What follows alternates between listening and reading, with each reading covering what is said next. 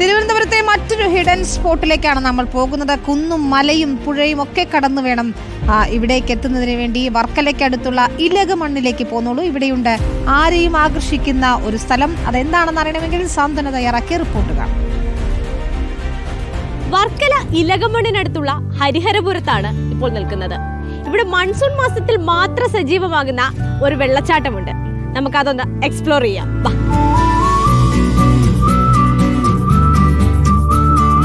ചെറിയ ഒരു കാട്ടിലൂടെയൊക്കെ നടന്ന് നമ്മളിതാ ഒരു പുഴയുടെ തീരത്തെത്തിയിരിക്കുകയാണ്. ഇനി ഈ പുഴയിലൂടെ വേണം നടന്ന് നമ്മൾ പറഞ്ഞ ആ ഹിഡൻ സ്പോട്ടിലേക്ക് പോകാൻ. അപ്പൊ നമുക്ക് അങ്ങോട്ടേക്ക് പോവാം.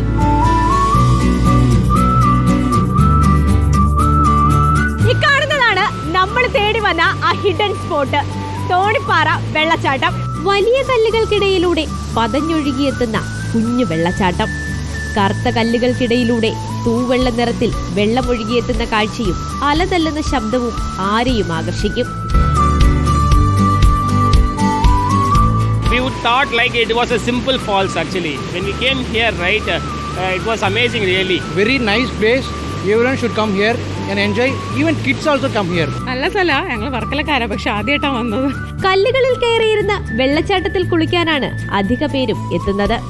ഹിഡൻ പ്ലേസസിലേക്ക് കൊണ്ടുപോകണത് ഭയങ്കര ആഗ്രഹം. അപ്പൊ ഇവര് എന്നെ പിടിച്ചങ്ങ് ഇറങ്ങി പോകുന്നതാ ഇവിടെ മൊത്തത്തില്. ഇഷ്ടപ്പെട്ടോ? പിന്നെ കണ്ടില്ലേ, വർക്കല ஃபால்ஸ் கிடைக்கும் எதிர்பார்க்கல. பீச் அது மட்டும் தான் இருக்குன்னு நினைச்சோம். ஃபால்ஸ் இருக்கு, நல்லா இருந்துச்சு. ഒളിഞ്ഞിരിക്കുന്ന കുഞ്ഞൻ വെള്ളച്ചാട്ടത്തിലേക്ക് എത്താൻ പുഴയിലൂടെയുള്ള നടത്തവും വേറെ വൈബാണ്. എല്ലാ ദിവസവും വരും, ഒരു ദിവസം ഒഴിവില്ല. ഇവിടെ എല്ലാം വരുന്നതെന്ന് പറഞ്ഞാൽ സ്കൂളിൽ നിന്നൊക്കെ പിള്ളേർ, കോളേജിൽ നിന്നൊക്കെ ഇങ്ങനെയൊക്കെ ഒരുപാട് വരുന്നു. കേട്ടിട്ടുണ്ട്, ഇതുവരെ വന്നിട്ടില്ല. നല്ല എക്സ്പീരിയൻസ് ആയിരുന്നു. അടിപൊളി സ്ഥലം. പുതുക്കുളം പാണാടിച്ചിറയിൽ നിന്നുത്ഭവിച്ച് ഇടയാടി പൈങ്കുളമേലായിലൂടെ തോണിപ്പാറയിലെത്തുന്ന തോടാണ് വെള്ളച്ചാട്ടമായി മാറുന്നത്. കാര്യം നല്ല അടിപൊളി ഹിഡൻ സ്പോട്ടൊക്കെ ആണെങ്കിലും ഇവിടെ സുരക്ഷാ സംവിധാനങ്ങളുടെ ഒരു അഭാവമാണ് ഇവിടെ എല്ലാവരും പറയുന്ന പ്രധാന പ്രശ്നങ്ങളിലൊന്ന്.